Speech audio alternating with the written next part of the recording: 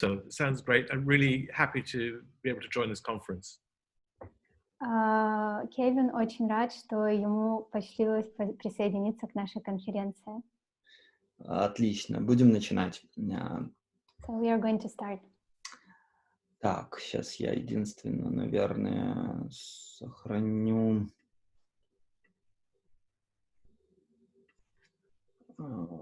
Так.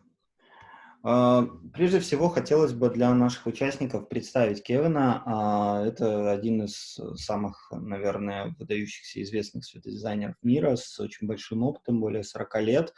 И он директор одноименной компании Kewan Shaw летним дизайн, обладатель премий различных, множество разных, да, международных премий. Собственно, вот именно этот человек сегодня согласился дать нам интервью, ответить на вопросы, рассказать про свои проекты. Точнее, мы спросим у него о его проектах. So this part was a quick introduction of you to our audience. Давайте перейдем к вопросам. Первый вопрос, который мы хотели бы задать Кевину. Мистер Шоу, вот вы как руководитель успешной крупной студии, которая работает над большим количеством проектов, как вам удается совмещать роль менеджера, роль руководителя и светодизайнера? И чего в вашей работе больше все-таки, творчества или менеджмента? Mr. Shaw, you have a successful studio that brought to light a lot of projects all over the world. And the first question we would like to ask you is, how do you manage to combine the managing work as a head of studio along with your own work as a lighting designer? And what takes most of your time? That's a really good question. I think what takes most of my time varies depending on business. I would say that I didn't set out to become a businessman, a manager or owner of a business. I became an owner of a business in order to fulfill my interest in lighting design. Сложно сказать, что занимает больше времени, потому как это зависит от задачи, от проектов. Но основная мысль заключается в том, что Кевин не стал главой студии, ну, для того, чтобы быть главой студии. То есть это к нему пришло для того, чтобы он мог воплощать свои идеи как светодизайнер, чтобы у него было больше возможностей воплощать идеи как в качестве светодизайнера. То есть студия появилась вот таким вот образом.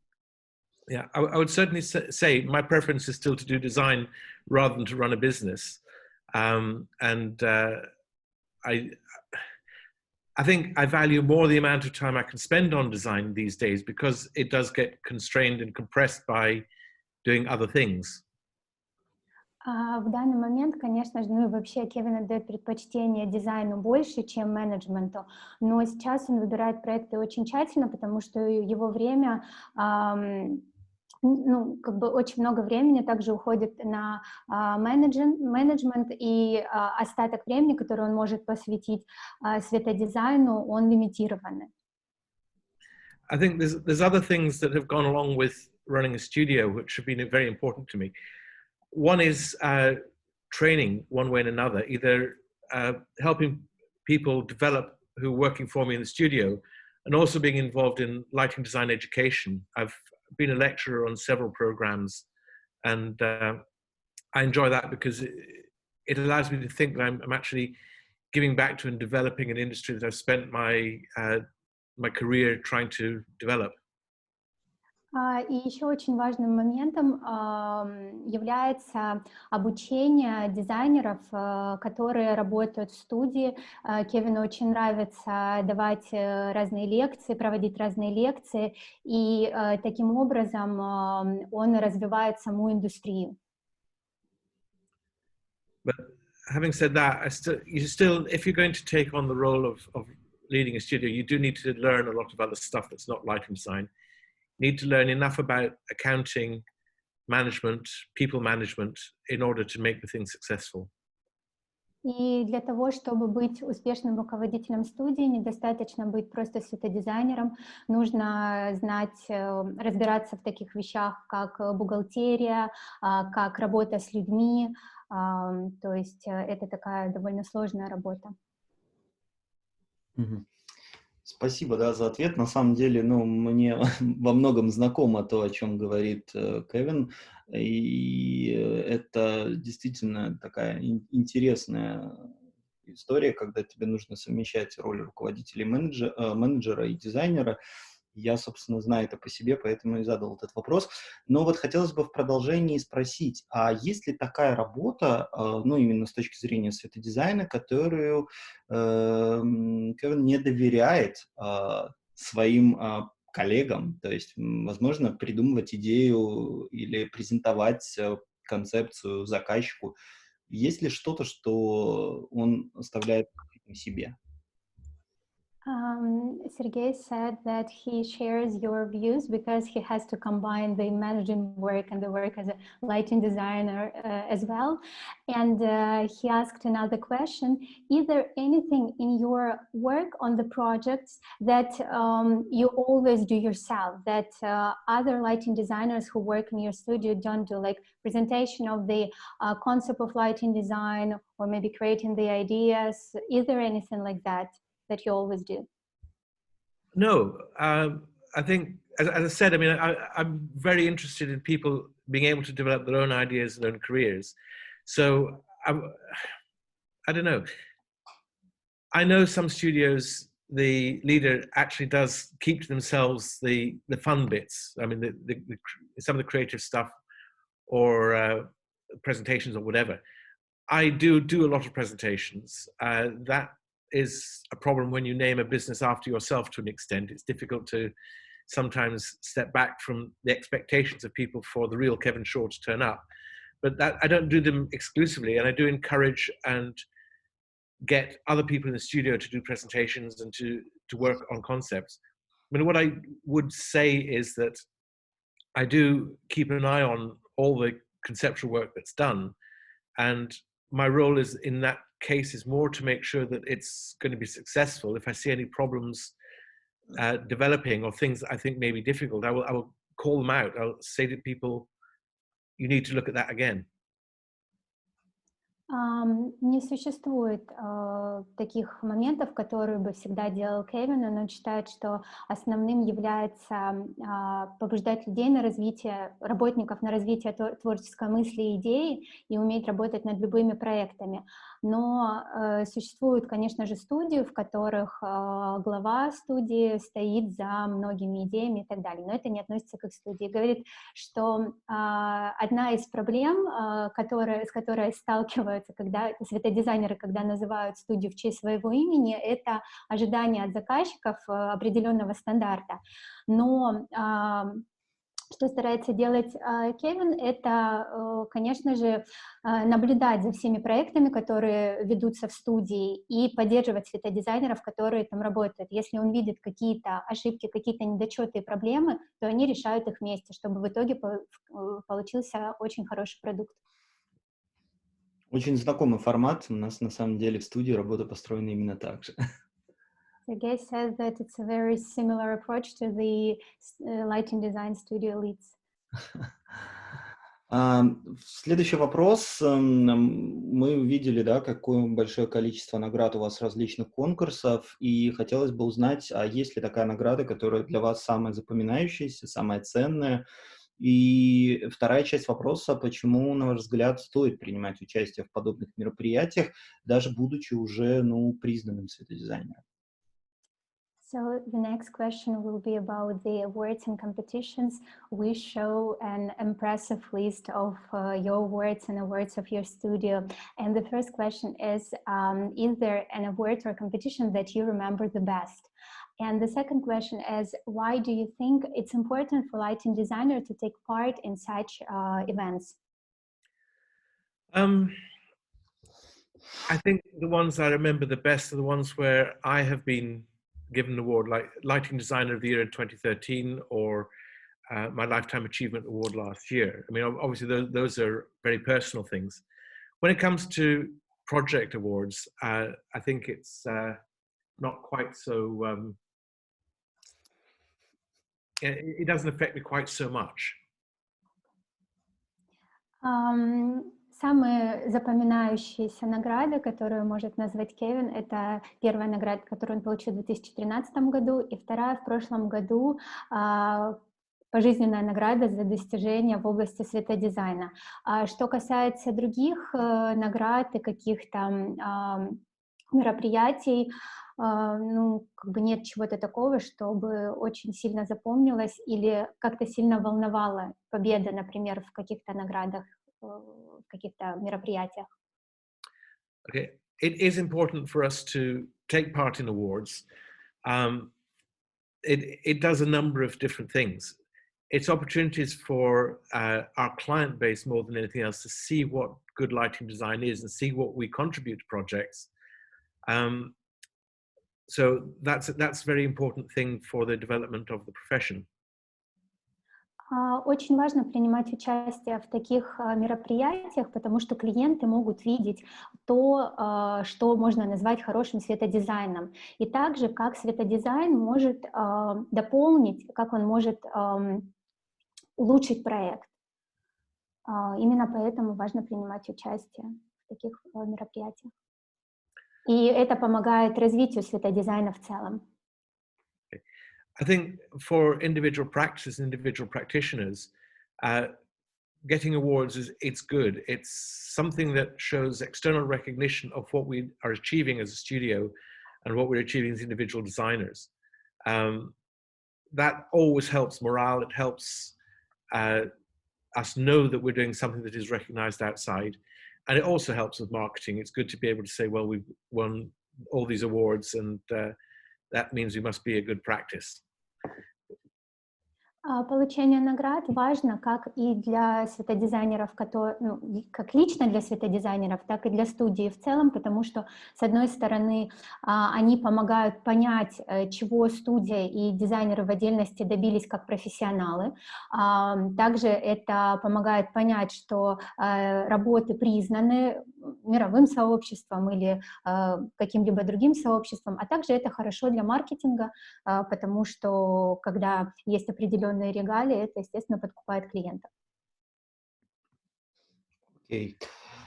Ну, собственно, да, следующая часть нашего интервью будет посвящена проектам, потому что мы знаем, что вы работали над большим количеством интересных проектов и хотим задать вопросы, связанные с ними.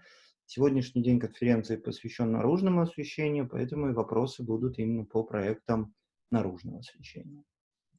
We know that you and your studio worked on many big, interesting and outstanding projects all over the world. And today we would like to ask you some questions about them. And since today is a day dedicated to exterior lighting design, all the questions will be related to it. That's great. Good. И первый проект, который мы хотели бы спросить вас, это Скотт-монумент, то есть, как мы понимаем, это какой-то монумент, посвященный Шотландии, и здесь интересен следующий момент. Принимали ли вы во внимание пожелания пользователей пространства перед тем, как разрабатывать концепцию? Как это происходило? Это был опрос пользователей или это просто был анализ? Ну, то есть на основании чего именно идея стала такой? So the first question will be about this code monument, and the first question is, did you take into consideration the wishes of the users, of people who live in this place, and how it's like work, the final work related to the city, and does it have any influence on the concept? Of course.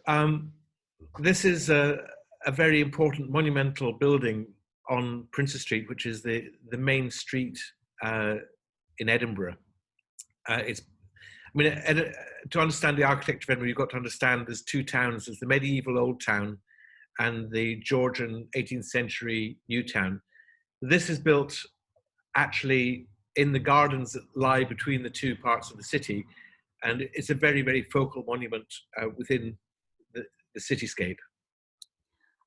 Это очень важный памятник архитектуры Эдинбурга, и он находится посередине двух районов и является важным объектом города. I think in terms of users, it's quite difficult when you've got a monument like this is to determine what a user is. I think what our goal was here was to change how people saw the monument. Что касается пользователей пространства, очень сложно говорить об этом, потому что обычно, когда освещаются такие объекты, опросы не проводятся, и наша задача заключалась в том, чтобы показать монумент с новой стороны для людей, которые живут в этом городе. Yeah. For the most part during the day, except on exceptional sunny days, the monument is a very black thing, and you view it always as something in contrast. It's always silhouetted against a bright sky from almost every position you see it. Каждый день, за исключением очень солнечных дней, монумент является таким темным пятном и очень контрастирует с небом и окружающим пространством. When you see it in silhouette, what you see is the form of the monument. What is exciting and interesting about the monument, though, is some of the stonework and sculptures and details that are normally lost in daylight these days. Если вы присмотритесь к монументу, вы увидите очень много деталей, которые часто теряются в дневном свете, так как монумент представляет собой очень темный,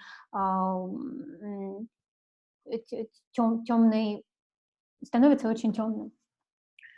Yeah, the detail, I mean, it is a Gothic monument, and the detail and the sculptures are really part of the story. There are many, many small sculptures on the building relating to characters in Sir Walter Scott's writing.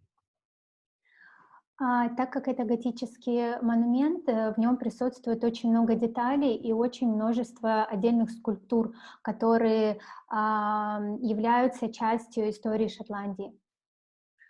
So our aim was for people to see those, for them to begin to stand out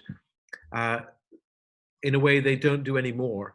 Another thing to do was to try and bring back the color of the stone to an extent. The monument has become very black with age. Нашей основной задачей было сделать так, чтобы эти скульптуры выделялись, чтобы их было видно, потому что в дневное время суток это невозможно. И вторая задача заключалась в том, чтобы показать материалы, из которых выполнен монумент, потому что, к сожалению, со временем камень потемнел. So we did a lot of trials with different color temperatures of LEDs and different types of LEDs to get something that brought the rich warmth of sandstone color back to the monument.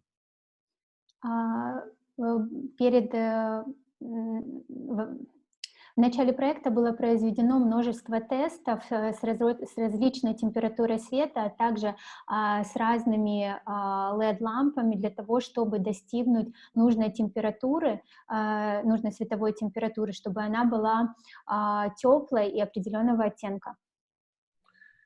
In the process of doing that, we were presenting this to a lot of people who aren't necessarily users, but who represent users.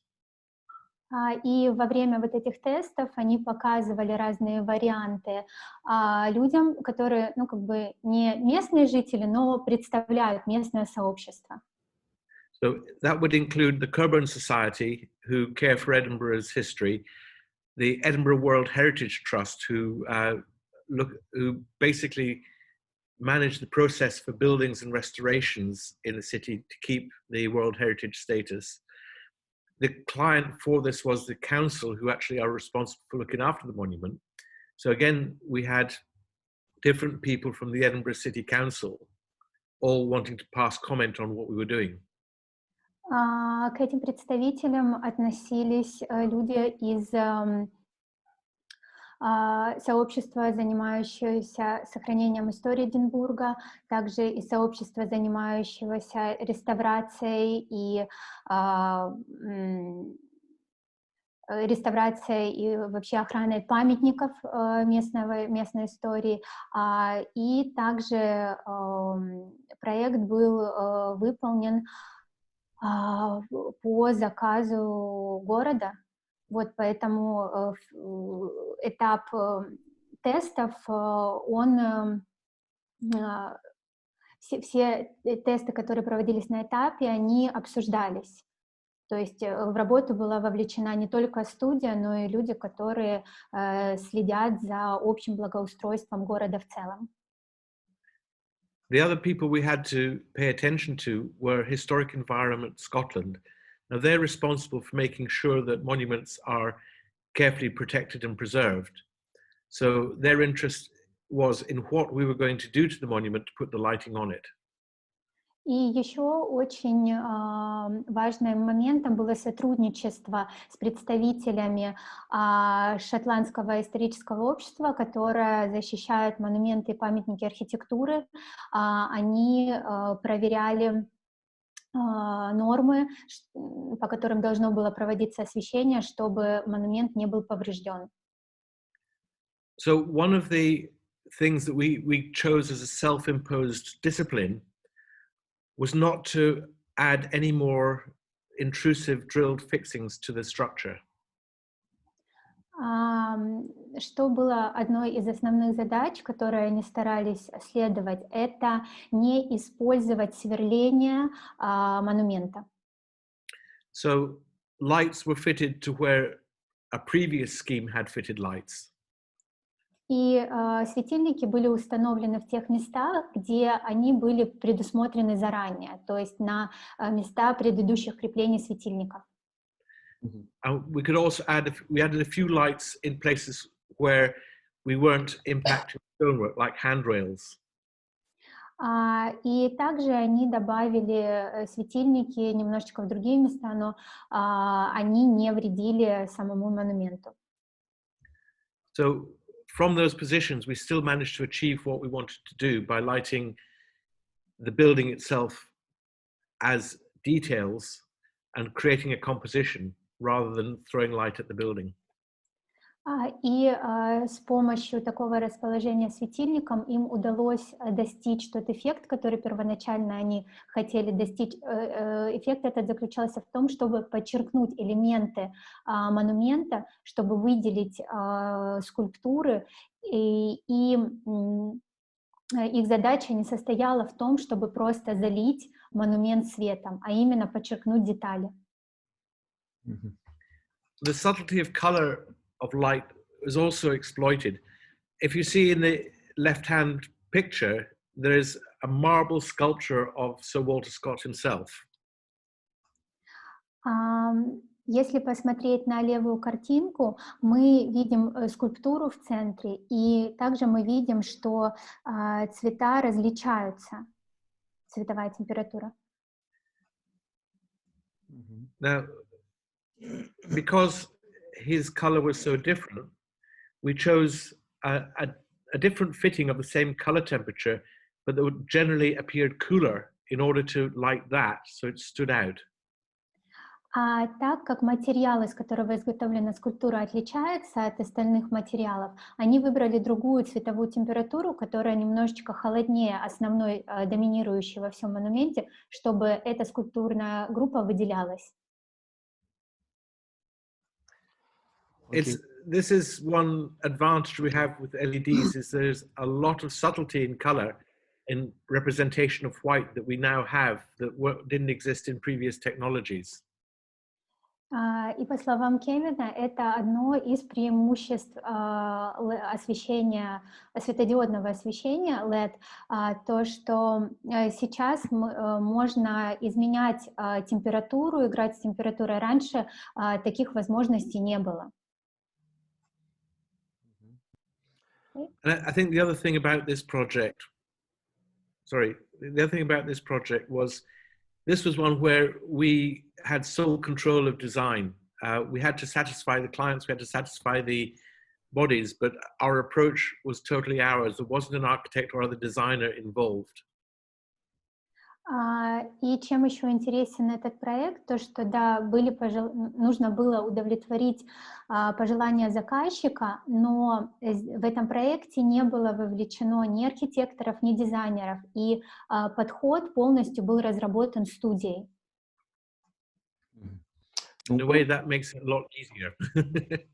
И в этом случае работа проходит намного легче. Это да.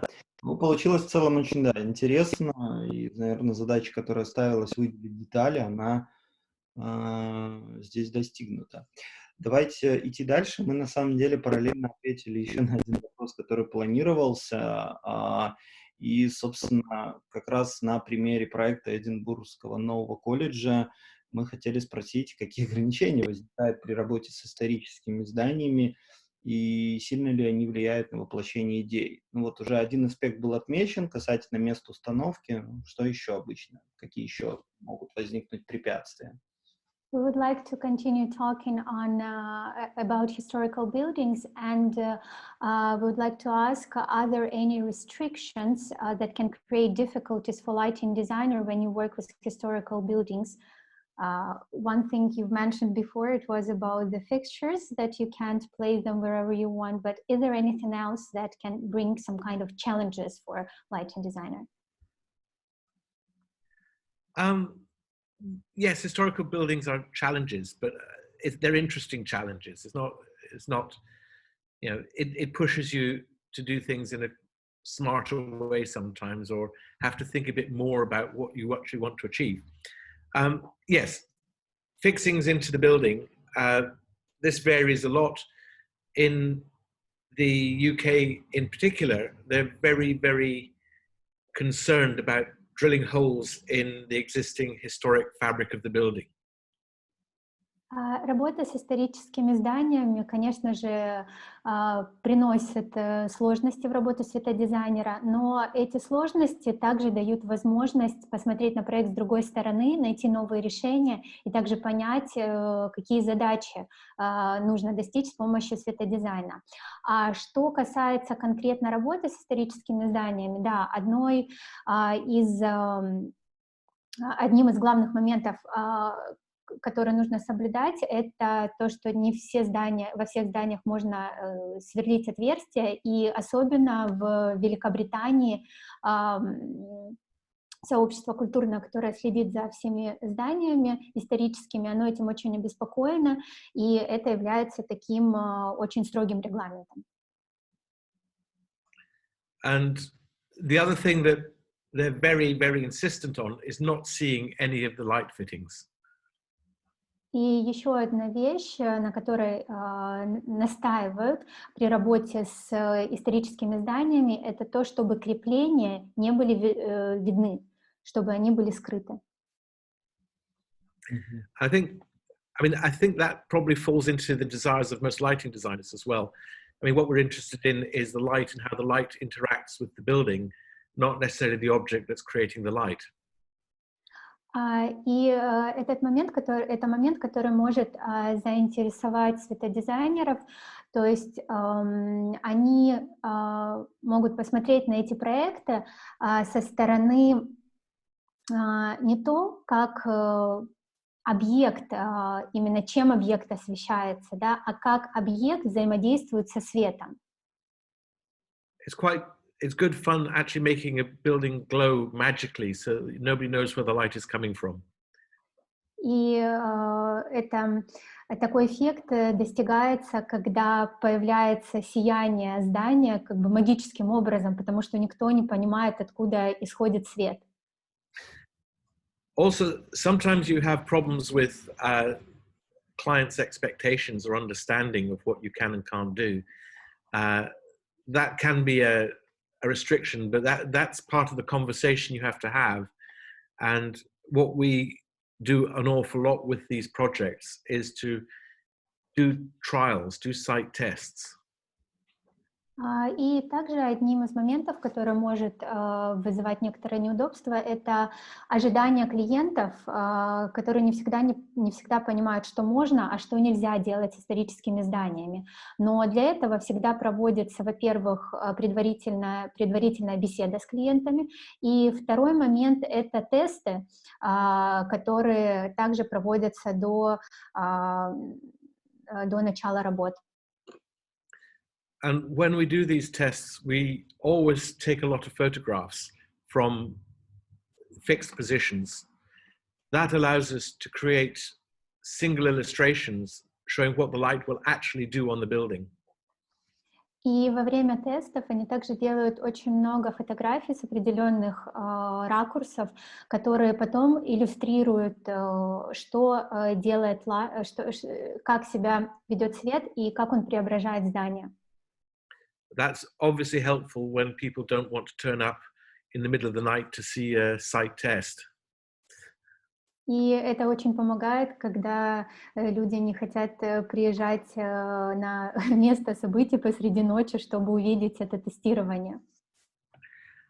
I think demonstrating an understanding and a sympathy for what the building owner or the regulatory authorities think about and want to know about early on is helpful in getting them to believe that you are going to do the sort of thing they want.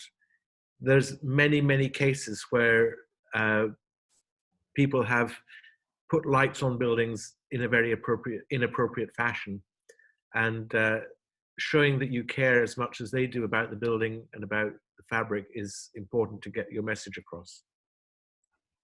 И такие тесты, они важны, потому что заказчики, они понимают вашу идею, и они могут видеть, как я уже сказала, да, свет преображает пространство, и они видят варианты вашей работы и видят, какой будет результат. Хорошо, да, спасибо. Следующий вопрос у нас касается в целом Эдинбурга, и мы заметили, что у вас много проектов в этом городе, неудивительно, наверное, потому что ваш родной город. Есть ли какая-то единая концепция освещения города, которой вы придерживаетесь, которой придерживаются люди, которые работают над другими проектами, или все-таки в каждом проекте есть свобода действий каких-то? So we noticed that your studio has a lot of projects performed in Edinburgh, and our question is, does the city have a lighting design concept that you have to follow, or you have freedom when you work on this or that project? Well, okay, this is going to be a long answer. Edinburgh had one of the first lighting master plans back in the late 1980s, the Edinburgh Lighting Vision. В далеком 1980 году у Эдинбурга был мастер-план, была разработана общая концепция городского освещения. Sadly, this hasn't been enforced or followed as much as it could have been. Но, к сожалению, этому плану немногие следовали, и также не было никаких организаций, которые бы следили за тем, чтобы этого плана придерживались. And it's interesting that projects that we're doing now, both the Scott Monument and this one, were mentioned in the Lighting Vision in the 1980s, and both had some lighting schemes put on them, though they weren't very successful, and they're now broken and worn out. Что интересно, интересен тот факт, что предыдущий проект с монументом и этот проект, они были упомянуты в мастер-плане, да, который был разработан в 1980 году, и были предложены очень хорошие решения по их освещению, но на сегодняшний момент они уже просто все износились и вышли из строя. So we have 2 or 3 copies of this document in our office, and I always refer to it even if it's not seen as important by the clients or the council, I think a lot of the thinking was good, and we like to follow it. В офисе компании находятся 2 или 3 копии этого документа, и Кевин периодически его просматривает. И даже если заказчик не требует соблюдения этих норм, Кевин все равно принимает их во внимание, потому что считает, что они были очень грамотно разработанными. So maybe not the answer you expected for this, but I think if there is a good master plan there, then hopefully it's been created by somebody who understands light and lighting in the urban context. So they're usually worth paying attention to, even if not everybody does. Может быть, это был ответ, который мы не совсем ожидали, но по мнению Кевина, если существует такой мастер-план, который был разработан грамотными людьми, которые понимают в светодизайне, даже если заказчик не требует его придерживаться, все равно стоит на него обращать внимание. But always think about it in the context of what has actually happened since they were created. And you don't just read it and do it. You read it, think about it, challenge it, and if it's still correct, then follow it. Но это не значит, что нужно слепо следовать этому плану, потому как время меняется. То есть, что предлагает Кевин, это читать, думать об этом, понимать, отвечает ли этот план сейчас современным задачам или нет, и если все тесты пройдены, то придерживаться его. Ну, мы на самом деле, да, сталкиваемся с похожими проблемами, когда есть разработанный мастер-план, их, конечно, не так много, наверное, не каждый город, да, в России имеет его, но чаще всего не соблюдается он, да, просто остается на бумаге. И, честно говоря, я надеялся, что в Шотландии, да, все будет обстоять несколько иначе, и поэтому удивительно, да, что у вас те же самые проблемы. So what Sergey said is that we come across with such situations in Russia as well. There are cities who have master plans, but it's just on paper and no one follows it. There are cities who don't have it, and he is a bit surprised that in Edinburgh there is like the same situation happens, and he thought that it might be a bit different over there, but as we can see, the problems are kind of universal. I think what I've found over the years is that wherever we practice lighting design, one way and another, we all face the same problems. It's quite international in that respect, that there's a lot of common problems that are just created by the way people consider light and lighting. По словам Кевина, мы сталкиваемся с подобными проблемами по всему миру, и это именно с этими проблемами сталкиваются все светодизайнеры. И это зависит от того, как люди относятся к освещению, как они его воспринимают по всему свету, насколько они понимают его значимость.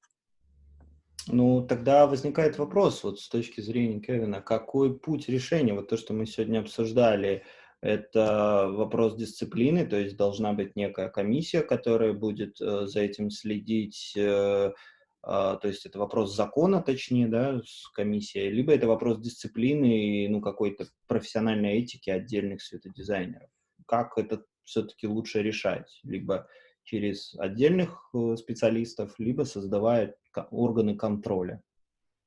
Do you think there is a way that can help to solve this situation with following a city master plan?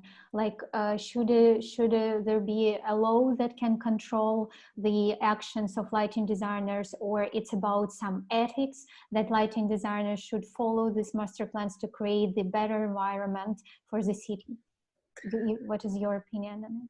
I think trying to encode it in law is not going to be successful. The problem with laws is that they only work if they're written by people who understand what the problems are and what the subject matter is. And sadly,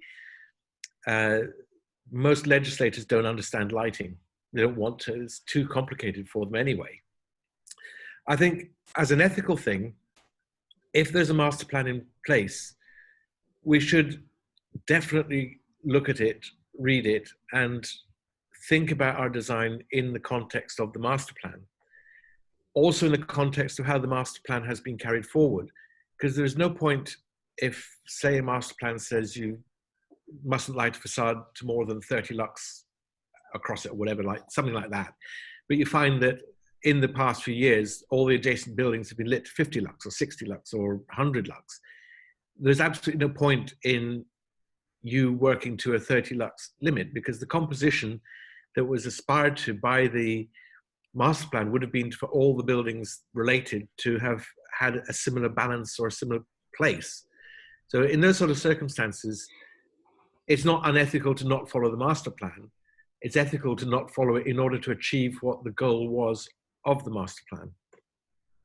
Sorry if that was too complicated. Okay, I'll try. Как считает Кевин, закон не совсем здесь работает, потому что закон является, скажем так, закон может иметь свое влияние, когда люди понимают точно проблему, могут сформулировать ее четко и конкретно. И по его словам, к сожалению, многие не понимают работу со светом, не имеют достаточно знаний в этой теме, чтобы составить закон, который мог бы регулировать работу светодизайнера. А что касается этики, да, здесь этика имеет место быть, но также, по словам Кевина, светодизайнеры должны обращать внимание на мастер-план.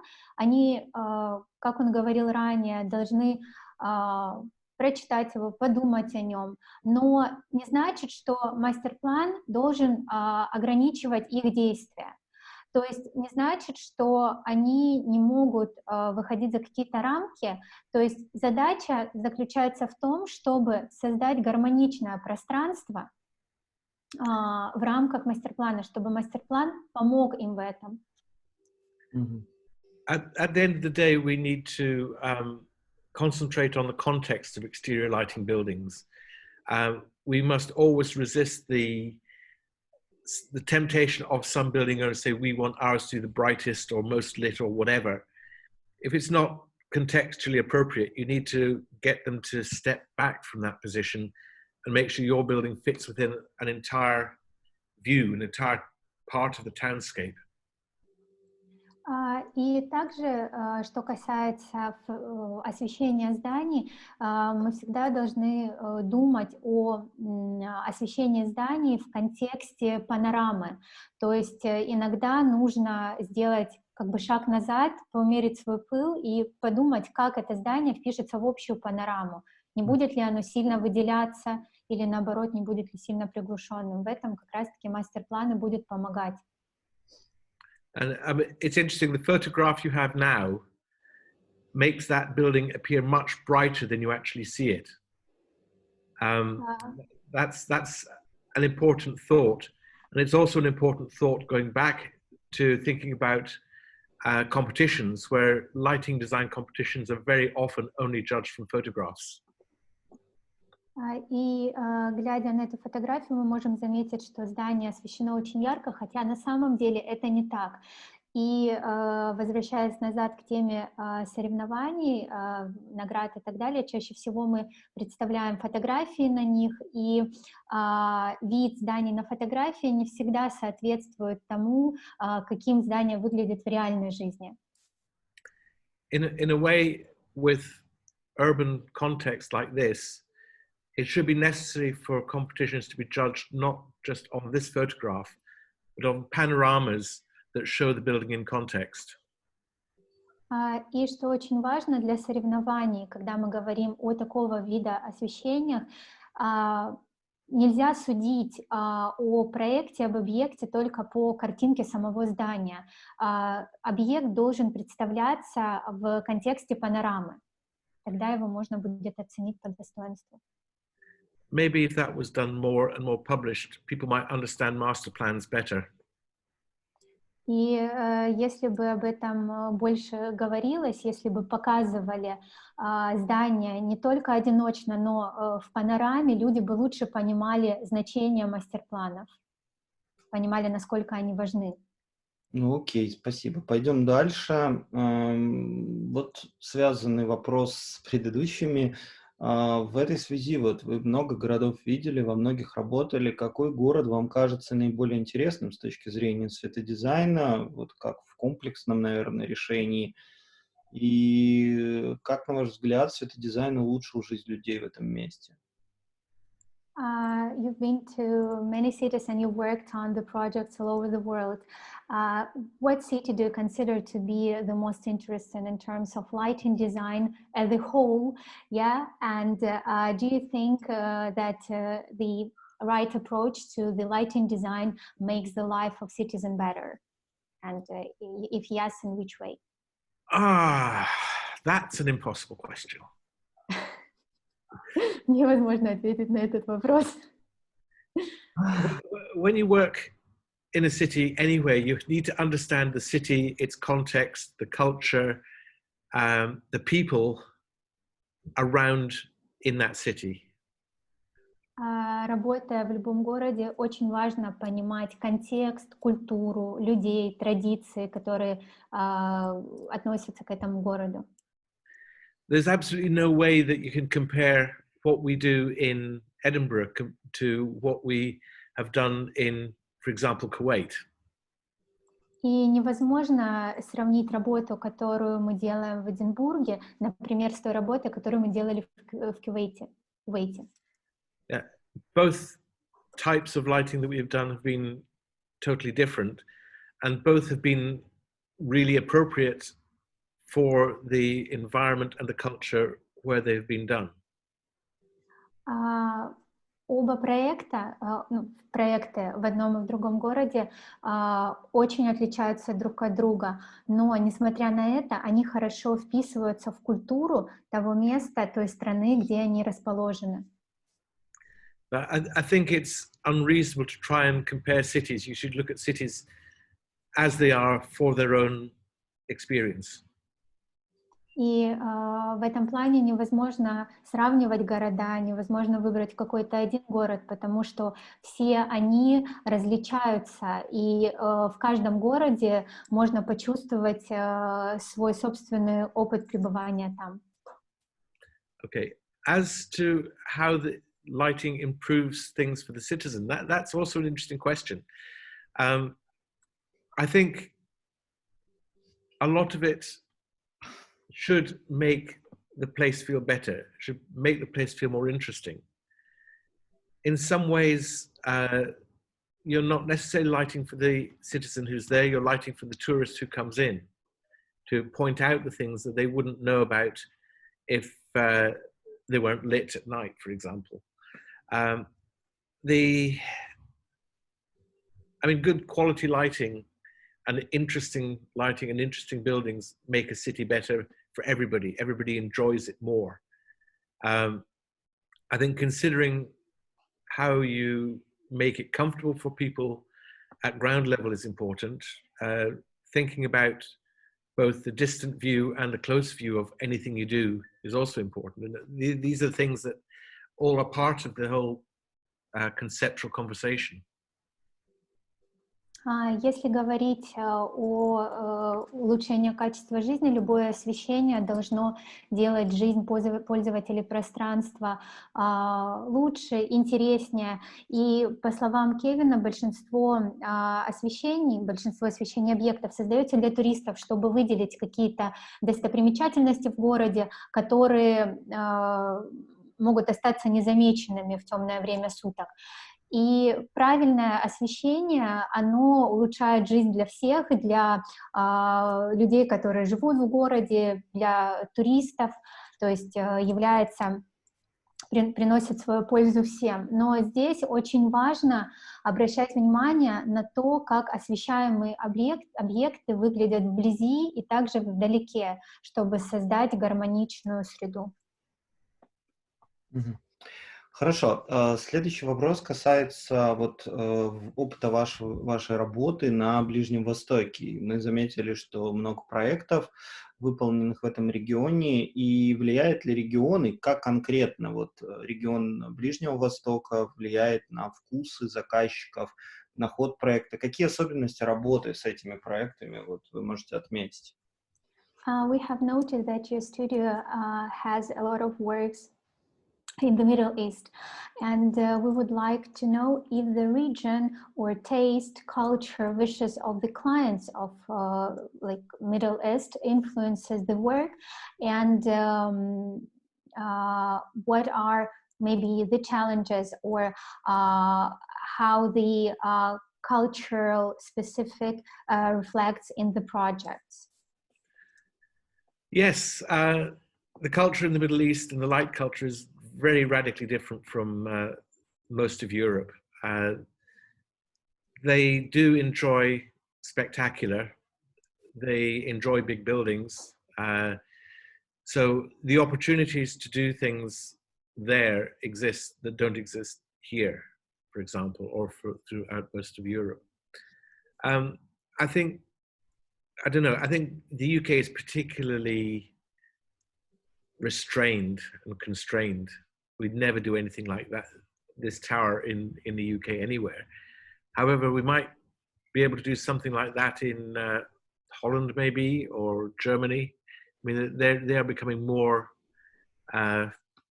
attuned to this sort of thing. The tastes are broad. I don't know, translate that and I'll think about it. Thank you. Что касается отличия между работой на Ближнем Востоке и работой в Соединенном Королевстве, это то, что жители Ближнего Востока, они любят вау-эффект, они любят большие здания, и, конечно же, это дает больше простор для творчества, так как, например, в Великобритании такие проекты, как этот, который мы видим на картинке, они, в принципе, невозможны. Но в других городах Европы, в других странах, например, в Германии, уже появляются примеры использования такого вида освещения.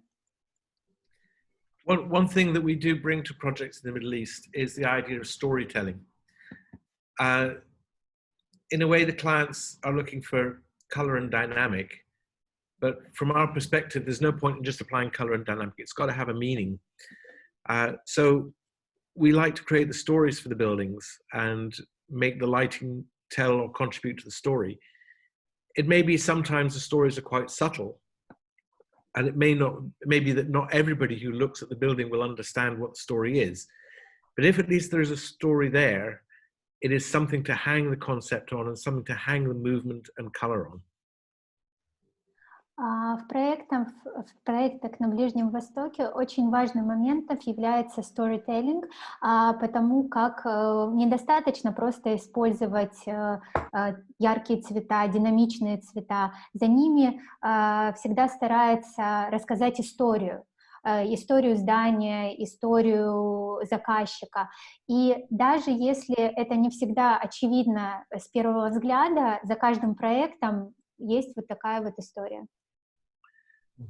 I mean, this another thing about this project was that we had the story, we had it agreed, and very late on they suddenly wanted us to add more stories. That was fine. And then they asked if we could actually put images on the building, and we'd actually designed it so that they couldn't do that. И интересная история, связанная с этим зданием. Вначале был один вид сторителлинга, и заказчики попросили добавить еще больше историй к нему, чтобы здание демонстрировало больше вариантов, что было не проблемой. Но когда попросили добавлять движущиеся изображения на фасад, уже в этом отказали, потому что освещение не могло выполнить эти функции. I think what we've been fighting against is turning Kuwait City and Dubai and these other cities into Blade Runner. И с чем они старались бороться, это с тем, чтобы превратить Дубай и Кувейт в города, похожие на города из фильма «Бегущий по лезвию», Blade Runner. Это футуристические фильмы о футуристических городах, где все очень яркое, неоновое, динамичное, сверкающее, мигающее и так далее.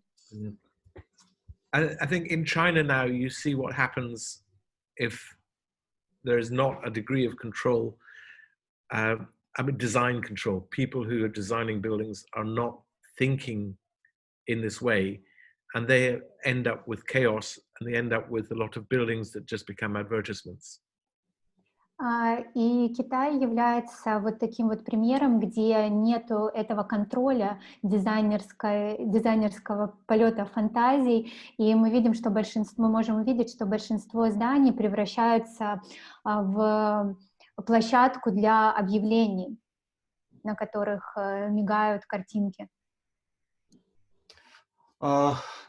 Да, я извиняюсь. Кевин, да, спасибо за это интересное интервью. Оно пролетело очень быстро. Мы даже не успели задать половины вопросов, которые хотели задать. К сожалению, ограничены во времени. Спасибо вам за участие в конференции еще раз. И я надеюсь, что у нас будет возможность встретиться с вами в следующий раз и задать те вопросы, которые мы не успели. Плюс, наверное, у нас появятся новые интересные вопросы.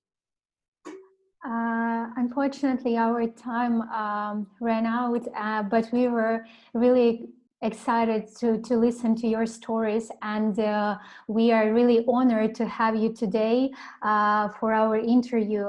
And we hope that we will be able to be in touch and also to have you as a speaker in the other projects that our studio creates. Very happy to do so. Always happy to talk about lighting. It's my fascination, so the more I talk about it, the happier I am. Thank you so much. Thank you very much for the invitation, and I hope everybody enjoyed it. Goodbye. Да, спасибо большое. Все, до связи. Пока. Ой.